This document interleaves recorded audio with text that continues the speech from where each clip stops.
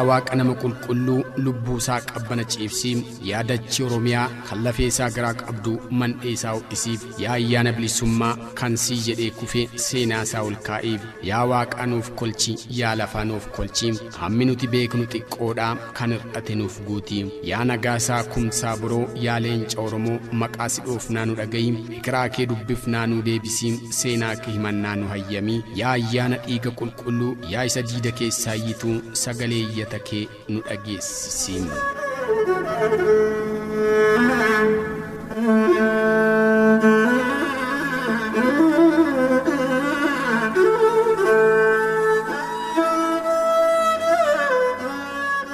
jaallan qaqqaalii fi muratoo kanneen onneen isaanii jaalala sabaan guutame kanneen gootummaan lolanii lolchiisuuf sabaaf aarsaa ta'an kanneen dhiiga isaaniin daandii bilisummaa saaqan kan leellafee ofiitiin oromiyaa utuban kanneen manneen hidhaa fi haala adda addaa keessatti naatoo tokko malee rasaasaan waadaman seenaa isaanii hin irraanfatinaa mara qoradhaa galmeessaa dhalootatti tarreedhaan dabarsaa waan hunda caalaa immoo dhaadannoo keenya kaasaatii galmaannuuf gaam wareegama keenyatti firii nuuf godham xurree dhiigaan saaqamtee babal'isaa guca qabsoo bobaatee daran finiinsaa hanga galmaan geessan hin dadhabinaa hin mufatinaa bu'aa bayii qabsoo hin ifatinaa anillee takkas nyaadheen takkas kaadhee wareegame qeerransa koon dagatinaa boonsitoota koom gootota koom ijoollee waa takkan argiin kan silaa bakka meeqa geessu mar'umaantu na gubataa kan isaanii lapheena waadaam an takka nan fuudha jedhee yaanne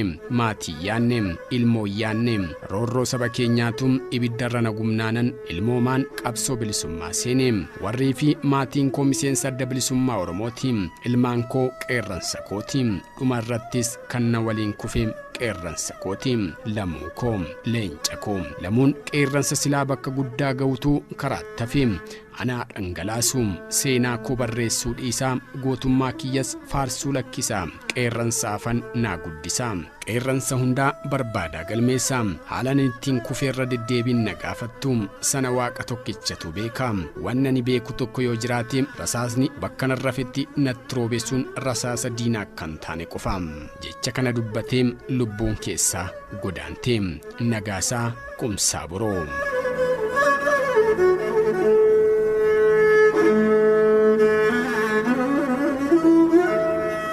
Nagaasaa Kumsaa Boroo nama jaalala namaa qabu maanguddoo waliin maanguddoo ijoollee waliin ijoollee ta'e nama ofitti qabuu fi dandeetti hanganan jedhamne qaba nama walitti fidanii ijaaruunii fi walqixxummaan hoogganuun kennaasaa jabaadha taphaa fi qoosaa jaalallisaa hedduu jaalala namaaf horee waa hunda keessaa walqixxummaatti amantiisaa fi nama jaalalasaa firaa fi alagaatuun dhugaa baafi Nagaasaan nama gara kutannoo ajaa'ibaa qabudha waan tattamane tokkoof qosii tokko maleetti of dabarsee lolam jaalleen isaa kan waliin mana hidhaa dargii keessatti rakkoo ciccimaa waliin hirmaatan kan mooraa hidhaa dargii keessaa cabsanii wajjin ba'an kan dirree waraana qabsoo bilisummaattis muuxannoo jajjabduu waliin dabarsan hundee lataa waa'ee Nagaasaa hogguu kaasum akkas jedham.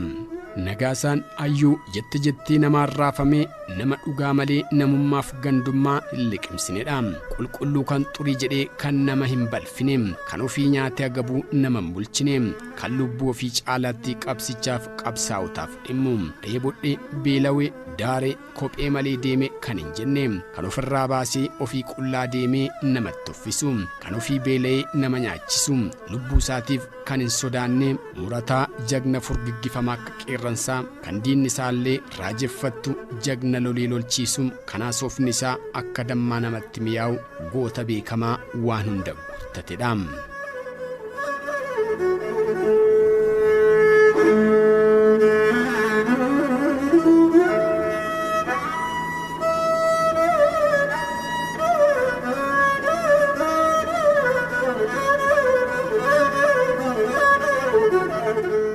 egaa Nagaasaan kennaa ofii aarsaa ta'anii namaaf o'uu jaalleewwan isaa hunda walqixa ilaaluu of qusannaa malee waan amanan qaamaa qalbiin itti of darbanii loluu gara kutannoo addaa kana eessaa fide laata Nagaasaan warraaf hawaasa fincilaaf diddaa sirna koloneeffattoota Habashaatiin Finiinee keessatti dhalatee guddate diddaa fi fincila uummataa kana egaa kan inni akka midhaanii nyaatee akka bishaanii dhugee guddate hayyoonni hawaasaa dhiiraa dhalaadhaan of aarsanii waan itti amananii fi darbanii dadhabbii tokko malee malee gara kutannoo guddaadhaan qabsoo diddaa oofanii gamtaa hawaasa isaanii gabbifatan. Egaa Nagaasaan qilleensa fincila akkasii keessaa maatiif hawaasa fincila kanarraa waan argeef dhagee hunda qalbifataa qaamaaf qalbiin wal taasifataa guddate.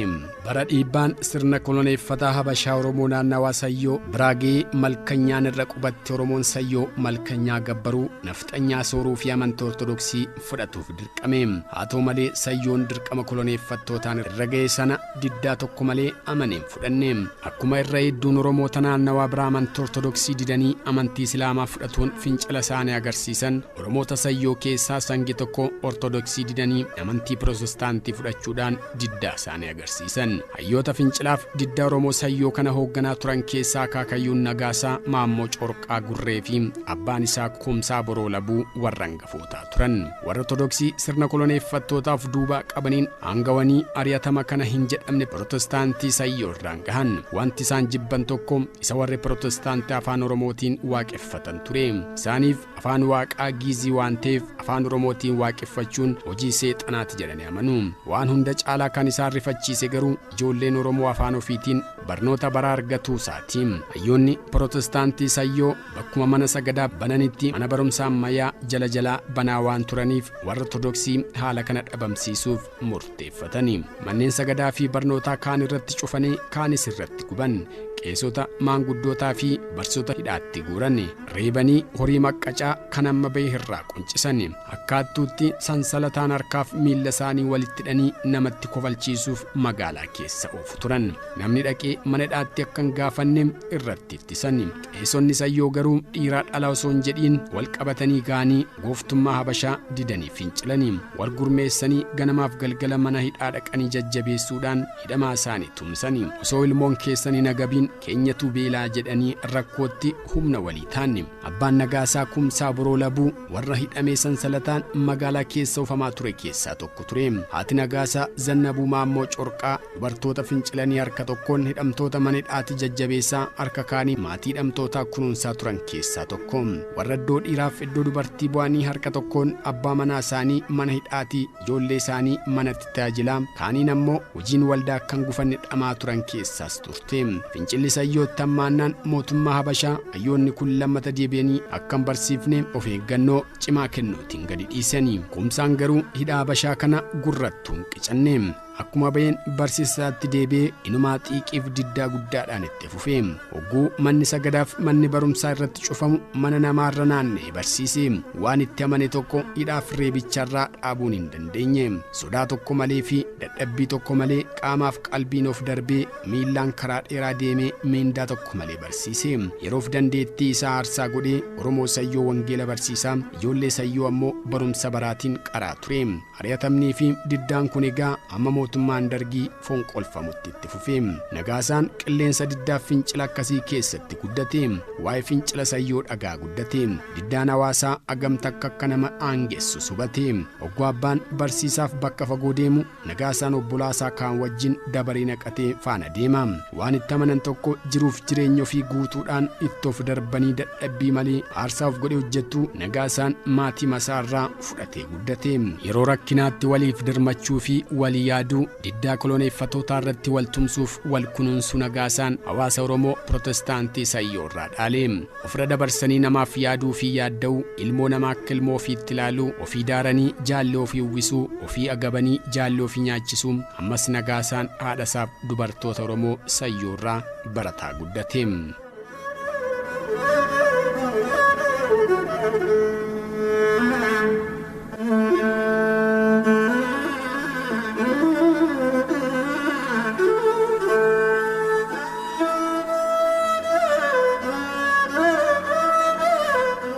Nagaasaa Kumsaa Boroo bara 1958 keessa magaalaa Dambidolloo uummata Sayyoo keessatti dhalate.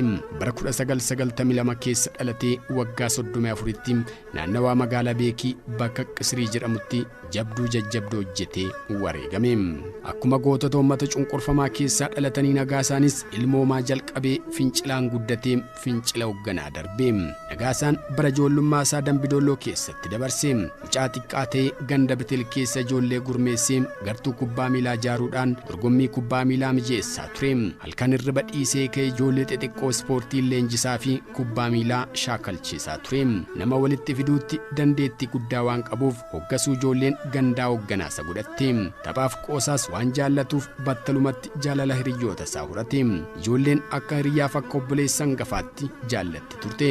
Obbolaan isaa hogguu ijoollee biraa waliin wal lolan Nagaasaan takkaa loogeef hin beeku. Nagaasaa bira firummaan hin jiru. Obboraasaarra goruu didee jara lachanuu qixxeetti araarsaa ture.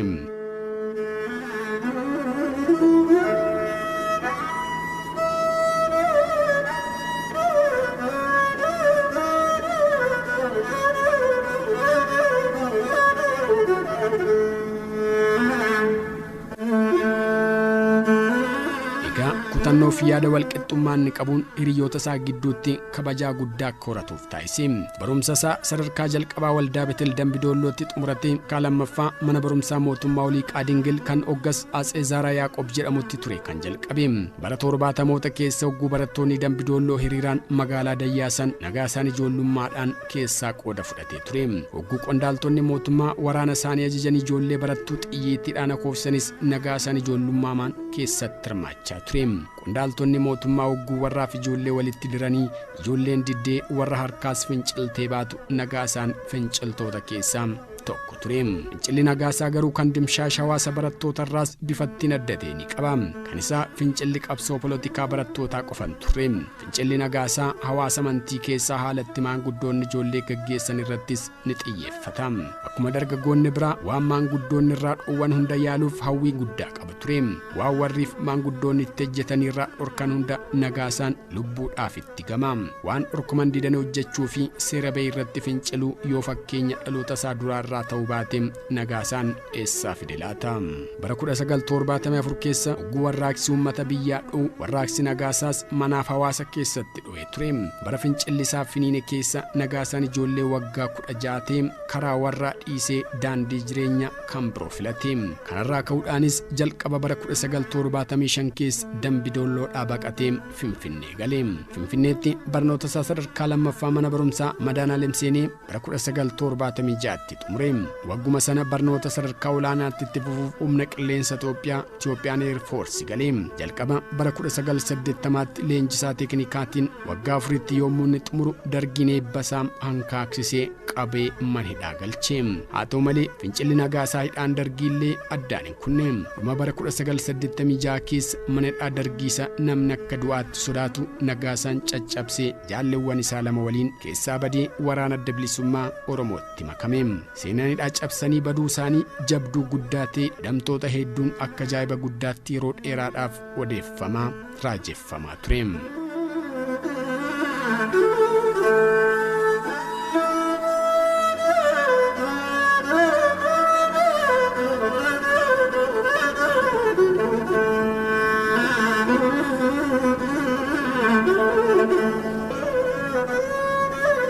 Fincilli Nagaasaa warraaf hawaasa naannoo irratti haa jalqabu malee garuu gootummaa isaa achuma irratti hafne.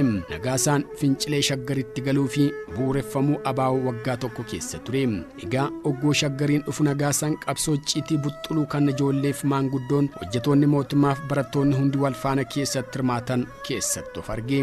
Hafuura warraaqsaa kana namni hundi ijaa gurraa dhabeettuuf darbatu harka bal'isee isa simate. Innis of qosii tokko malee qaamaa qalbiin itti of darbee ijoollummaadhaan falammii qabsoo bilisummaa Oromoo jalqabe. Yeroo abaa'oon itti maandheelee ijaaraa ture waan tureef Nagaasaan gammachuuf hamilee guddaadhaan humna qabuun itti of darbee qabsoo finiinsu eegale. Dhalatee waggaa 17 irraa eegalee Nagaasaan ergaa jajjabduu ergamuu waraqaalee adda addaa baay'isuu fi facaasuu irratti bobba'ee barattoota yuunivarsiitiif kolleejjii adda addaa wajjin hojii dadammaqiinsaaf jaarmiyaa hojjechaa ture. Yeroo dalgiin wayyaaneen loltoota isaa gad lakkisee magaalaa Shaggar sakatta'u Nagaasaa warra lubbuu ofiitti murteeffatanii sodaa tokko malee waraqaalee fi maashinattiin baay'isan dargii jalaa miliqsuuf jecha magaalaa keessattiin fiigan keessaa isa tokko ture. Hogguu gaazexaan bariisaa jalqabame ijoollotatti bobba'anii halkaniif guyyaa miindaa malee hojjechuudhaan akka bariisaan ifa ba'u godhan keessaa Nagaasaan adda duree ture. Bara 1976-77 keessas yeroo jalqabaatiif aadaan Oromoo Shaggaritti agarsiifamu Nagaasaan ijoollota oliif gad ergamanii taphattootaaf haala qindeessaa turan keessaas tokko ture. Haala qabsoo ho'aa fi finiinaa kana keessatti egaa kan Nagaasaan humna qilleensa Itoophiyaa seenee hojii teeknikaa barachuu irratti fuuleffate. Haala yeroos ture keessatti waa lamatu kanatti isa hawwate. Tokkoffaa ABO'n maandii humna qilleensaa Itoophiyaa kana keessatti ijaaruun fardii waan tureef, lammaffaan ammoo ijoolleen teeknika kana barattu booda qabsichaaf bu'aa guddaa buufti jedhee waan yaadeef ture. Egaa Nagaasaan maandii sanatti ijaaramee humna qilleensaa Itoophiyaa seenee harka tokkoon ijaarsa maandii ABO'tti fufaa, harka kaaniin immoo barnoota isaa barachaa ture. Isaa kanaan jiru hoogganni ABO saaxilamee Shaggar dhiisee dirreetti ba'uuf dirqame. Sana booda maandii Nagaasaa ofiis amma saaxilamutti hojii jabduu jajjabduu hojjechaa ture.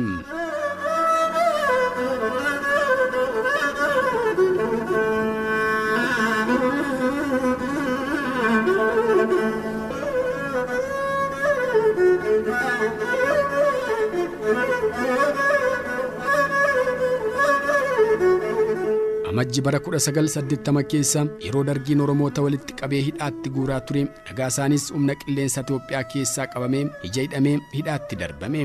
Harkaa miillaa walitti gaadiyamee dhaaname.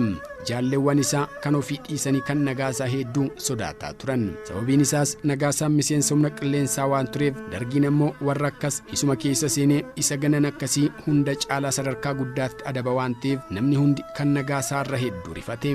Namoota ajjeefaman keessaa isan gafaatis jedhanii sodaataniif. Nagaasaan akkuma jaalleewwan isaa biraa waajjira dargiif maayikilaawwii gidduu deddeebifamee hiraarfamaa, tumamaa fi qoramaa waggaa duraa dabarse. Kana hunda keessatti garuu takkaa dhaaname jedhee icciitii dabarsee diinatti hin kennine. Takkaa madaawee jedhee aadee, takkaa rakkadhe jedhee fuula guureen beeku. Qabsoon bilisummaa kana caalaatti gatii qaalii akka kaffalchiistu gaarii godhee beeka ture. Kennaa Rabbii kenneef taphaaf qoosaa isaatiin jaalleewwan isaa kofalchiisaa, hiraara irraanfachiisaa ture. Warra dhaanichaa dargiin miidhame dhidhiibaa, warra dhukkube kunuunsaa jiraate. Jaalala namaa Rabbi kenneef hedatee jaallawwan mufataniif gaddaan jajjabeessaa jiraate. Waggaa tokko booda dargiin mooraa guddaa Karchalleetti isa dabarse.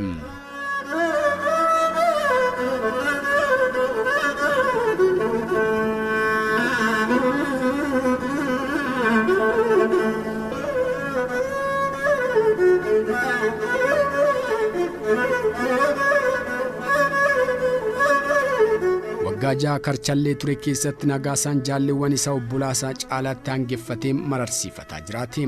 Bakka dargiin nama irraanfachiisee namni hidhamaa gaafatu xiqqaateetti, bakka namni galaa namaa baatu hin jirretti jaalleewwan jabaatanii mogolee wal jabeessanii wal malee maal qabnaa, wal malee maal abdanna jedhanii wal mararsiifatanii jiraatan keessaa Nagaasaan isa hangafaati. Saamunaan tokko yoo dhufeef bakka hedduutti muree waliin ga'uu, waan nyaatu yoo argate ofii qooqee jaalleessaaf dabarsuu, warra gaddanii mataa buusan jajjabeessuu, warra mujujan kolfaaf tapha isaatiin kofalchiisuu fi taphachiisuu malee Nagaasaan waatuun arragee jedhee takka ofii cinqamee nama cinqeen beeku. Waan irragee hunda amilee guutuudhaan fudhatee jaallan jajjabeessuudhaan fakkeenya miidhagaa ta'ee jiraate. Kutannoodhaan jaalleewwan isaa kaayyoo ganamaatti akka ciccaniif jajjabeessaas ture.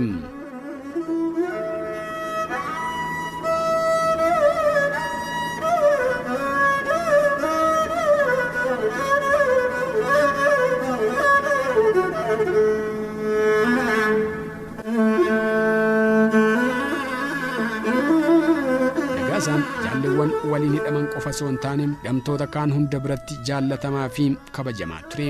Jireenya hidhamtootaa wayyeessuuf tattaaffii warra godhaaf ture keessaa inni tokko. Koree tajaajila hidhamtoota adda addaa keessatti bobba'ee tajaajilaa ture.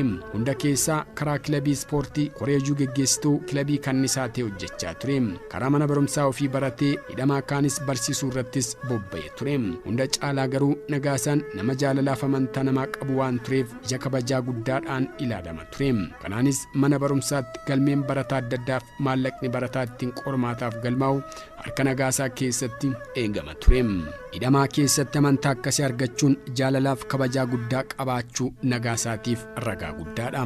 Bara 1986 keessa hogguu dargiin jaalleewwan Nagaasaa ilmaan Oromoo qaqqaalii ta'an gadi fuudhee ajjeesee gadda guddaa akka bakakkaa gaditti bu'e. Bilisummaaf wareegamuun waanuma jiru sana miti dubbiin Nagaasaa gaggabse. Dargiin waggaa 7 ol kaa'ee yeroo isaan du'aaf kutatan dhiisee yeroo jaalleewwan isaa bawwa abdachuu jalqaban gadi fuudhee qaluutu daangaa maleessa guggube. Gama kaaniin ammoo inni biraa fi jaalleewwan isaa qalamuu akka bidda saafaa waade. Silaa warra jalqaba ajjeefamu keessaa Nagaasaan tokko jedhamee gamaa waan tureef innis du'a jaalleewwan isaa arguurra ofii du'uu filata waan tureef kanumaaf of qopheessaa ture. Sunan qannaan hedduu garaasa nyaatee imimmaan isaa dhaabatu dadhabee aariidhaan of waadaa ture.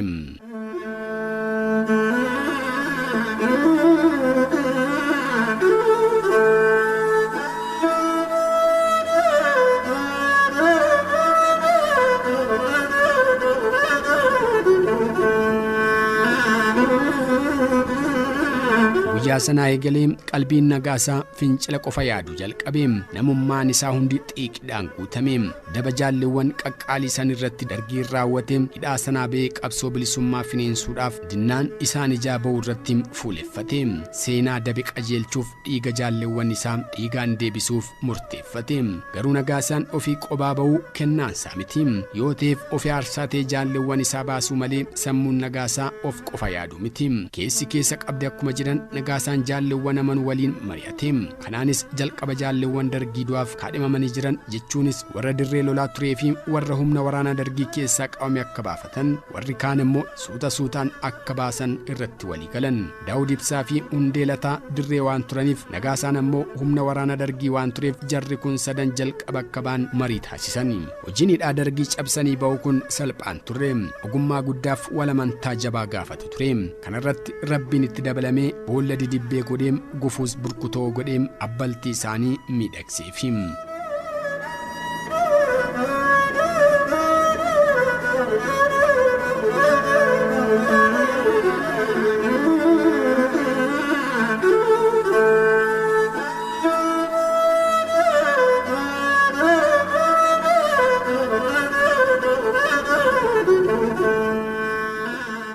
Hundeen manadhaa keessaa qunnamtii gaarii waan qabuuf inni karaa mooraa keessaa akka hojjetu Nagaasaan ammoo waan mooraa dhaalaa akka qindeessu walii galan. Gabaa waraabessaa keessaa fira naman dhowwiin jedhan egaa Nagaasaan obboleessa isaa hangafaa kan hoggas shaggarii hojii mootummaa hojjetaa ture tokkoon mari'ate. Innis mala dhawatee meeshuma dargii itti garagalchee obboleessa isaaf jaalleewwan isaatiif tooftaa baatii qindeessuu irratti bobba'e. Humna tikaa dargii haalaan sodaatamu basaastotaaf kaadiree dargii akka saree maraatuu godhattu keessatti konkolaataa isaan geggeessu nama konkolaachisu waliin qindeessee fi akkanaan daboo irratti ba'ee karra hidhaa dargii cabse. Guyyaa Nagaasaan jaalleewwan isaa lamaan waliin hidhaa cabsee ba'u seenaa guddaatu hojjetame. Takkaa namni sadii ta'ee mana hidhaa sanaa cabsee ba'e hin beeku. Kan tokkooyyuu waan raajii ta'e bara meeqa himama. Jaalleewwan sadii al takkichatti ba'uun walamantaaf naamusa guddaa gaafata waan tureef hidhamtoonni dinqisiifachaa turani. Sadii ta'anii ba'uun kun egaa yaada Nagaasaati. Hanga fudhachuu danda'u fudhatee malee yoo deellee qophaan ba'u. Nagaasaan of caalaatti jaalleewwan isaatiif kan yaadu ta'uu mul'isa. Gaafa isaan badan hidhamaan rifaatuudhaan dhuunfatame. Yoo isaan qabamanii deebi'an bookkisa dargii namni hin danda'u jedhaniitu yaadda'an. Gaggeessitoonnii fi barsoonni mana barumsaas waan rifatan biraas qabu. Maallaqni hidhamaan qormaata kutaa 12ffaattiin fudhatuuf galmeeffame amantaadhaan harka Nagaasaatti birriin 15,000 itti kennamee ture. Horiin kun nama ala jiruuf waan guddaan taatu. Hidhamaa mana hidhaa jiruuf garuu waan guddaa ta'u mala. Horiin kun yoo bade hidhamaan qormaata kanaaf qophaa'e rakkoo keessa seena. Carraan nama hanga kana jalaa gubachuu irra darbee hamileen barnootaaf qabanillee ni kufa. Gaggeessaa mana barumsaarraas amantaa dhaba kan jedhu sodaatan. Nagaasaan garuu maallaqa sana hanga saantiima tokkotti sirnaan herregee bakka dhoksee akka isaanitti argatan xalayaa barreessee harka jaallee mana tokkoo keessatti dhiisee fi deeme. Jaalleen kun dheeressaa qixxee kan hoggas mana barumsaa hidhaa ture. Amantaa hangana ga'u Nagaasaarraa hogguu argan barsiisonni hedduu raajeffatanii. Keessumaa miseensi TPLF kan hanga dhiyootti mootummaa wayyaanee keessaa iddoo guddaarra jiru tokko Nagaasaan kun gowwaadhamoo maalii jedhee gaafate. Osoo nama keenya ta'e maallaqa kana du'atuu dhufa malee dhiiseen deemu jedhee raajeffate. Nagaasaan bakka qaamaan hin jirretti illee hidhamaa gidduutti kabajaa guddaaf jaalalaan yaadatamaa hafe.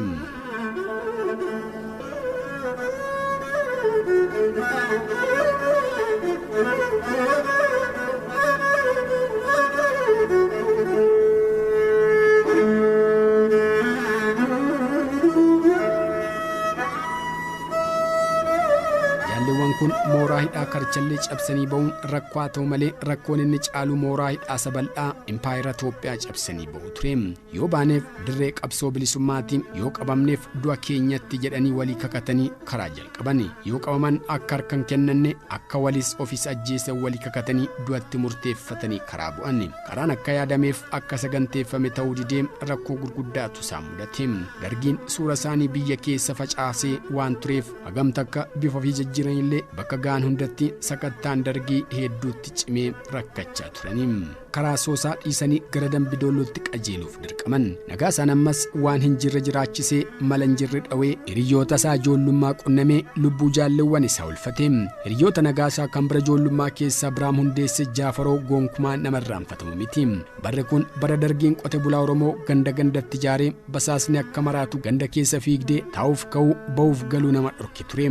Egaa ibidda akkasii kana keessa ture kana Biraam du'a isaatti murteeffatee Nagaasaaf jaalleewwan isaa gaaddisa balaa dargii jalaa oolche. Amantaan gana ga'u lubbuu nama sadii irratti fudhatuu fi ofii aarsaa ta'anii obbolaa ofii baasuu Abiraam eessaa fide yoo jenne hawaasuma fincila Nagaasaan keessatti guddate sanatti nu deebisa. Egaa Abiraamis har'a lafa dhugaa jira waan ta'eef Rabbi lubbuu isaaf qabbanaa buusu jenna.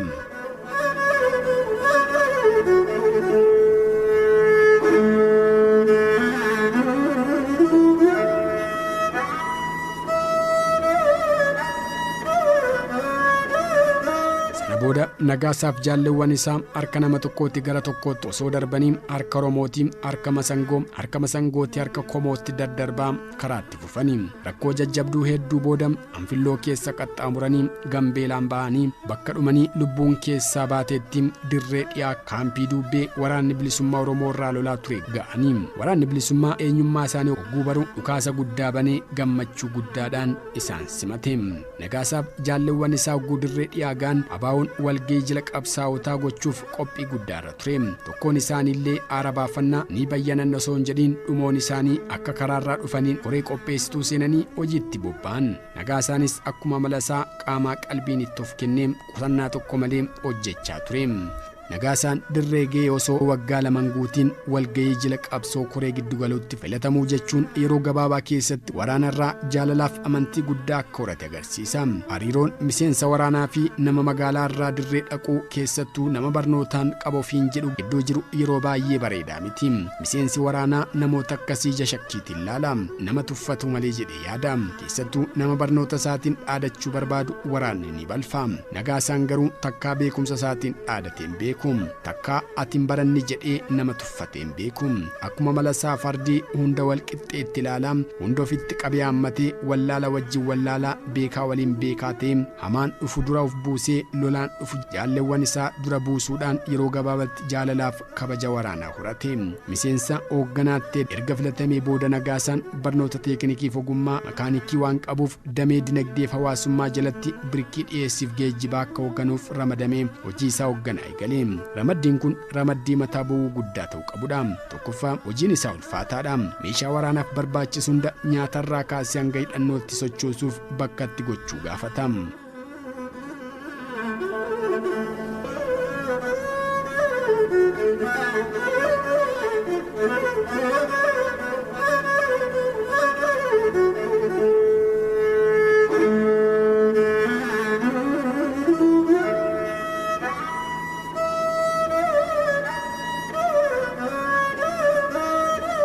hojii hooggansaa kana utuma hojjetu barri ce'umsaa dhufe. Akkuma baa'uun dhiibamee mootummaa ce'umsaa keessaa ba'een wayyaanee fi waboo gidduutti lollee gale. Nagaasaan yeroo lolli kun eegalu naannawaa Mandii ture. Ogguma sana miseensa naannawaa sana turan hoogganee baadiyyaatti ba'ee lola jalqabe. Mana seebuu Baabboo Gambeel Jaalsoof Beegii gidduutti naanna'uudhaan diina lolee lolchiise. Diinnillee sadarkaa isaaf lolutti gootummaa isaa mirkaneesse. Oggoo lolli hammaate waraanni harkaa faca'u Nagaasaan onnee guutummaa guddaadhaan namootaaf walitti qabee lolatti fufe. Yeroo gooti biraa kufu alaabaan akka hin kufnetti cichee lole. Yeroo kana gandatti deebi'ee kaan wayyaanetti harka kennatee Nagaasaan harka kennachuu didee ammas lolatti fufe.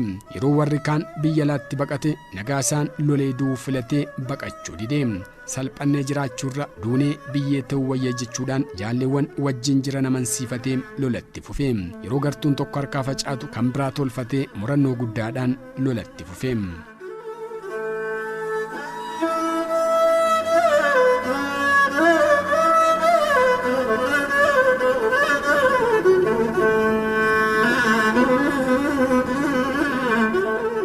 bara 1992 jala ona Beegii keessatti waraana wayyaanee wajjin lolaamtuu osoo oofaa jiranii Nagaasaan gartuu xiqqoo waliin kophaatti citee hafe. Gartuu isaa wajjin haftee hoogganee onnee guutummaa guddaadhaan lolii lolchiisaa ture. Dhumarratti Nagaasaan warra 5 ta'anii waliin hafan keessaa jajjabee gameeyyii 2 dirqamatti kennee gara gandaatti erge. Isaanii addaan bee waraanni diinaa gidduu seenee Nagaasaa nama 2 qofa wajjin hambifate.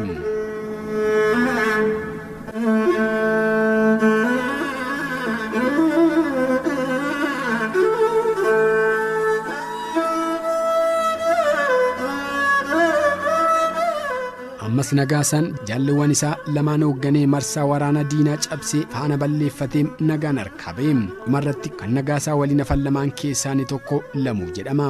Ijoollee qeerransoo keessaati. Inni kaan ammoo Mirreessaa jedhama.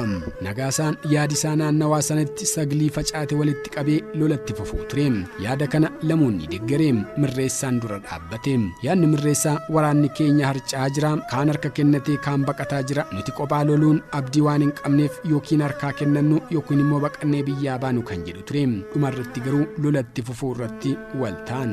Halkan sana haalatti kaan waardiyyaa walii dhaabbatanii kaan immoo rafanii boqotan wariin mari'atanii dabaree naqatan. Akka hogganaatti Nagaasaan jalqaba waardiyyaa eegee Lamuuf Mirreessaan rafan. Lamuun itti aanee dabaree isaa eegee Nagaasaaf Mirreessaan rafan. Mirreessaan dabaree isaa barii jala isa ga'ee Lamuuf Nagaasaan rafan. Hogguu kana egaa Mirreessaan qawwee silaattiin diinarraa eeguun Nagaasaaf Lamuu bakka isaan rafanitti ajjeese biraa badee. Nagaasaan harka kennatus gandatti deebi'us biyya alaatti baqachuus akka hin eeyyamne beeki ture. Ofii immoo lolatti fufuuf amleen keessatti nafne. Akkasiin jaalleewwan isaa galaafatee badee.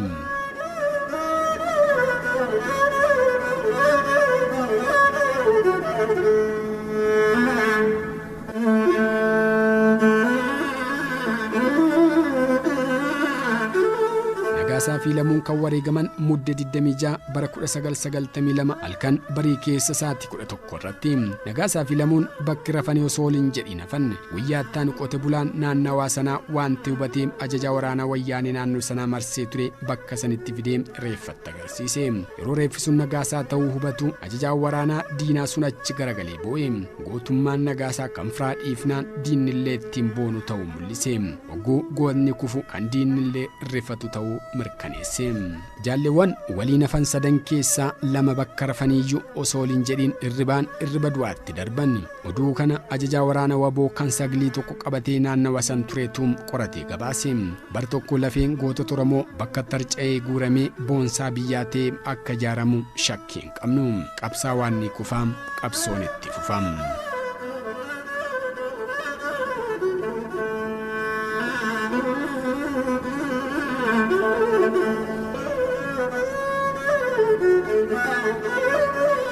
Thank you.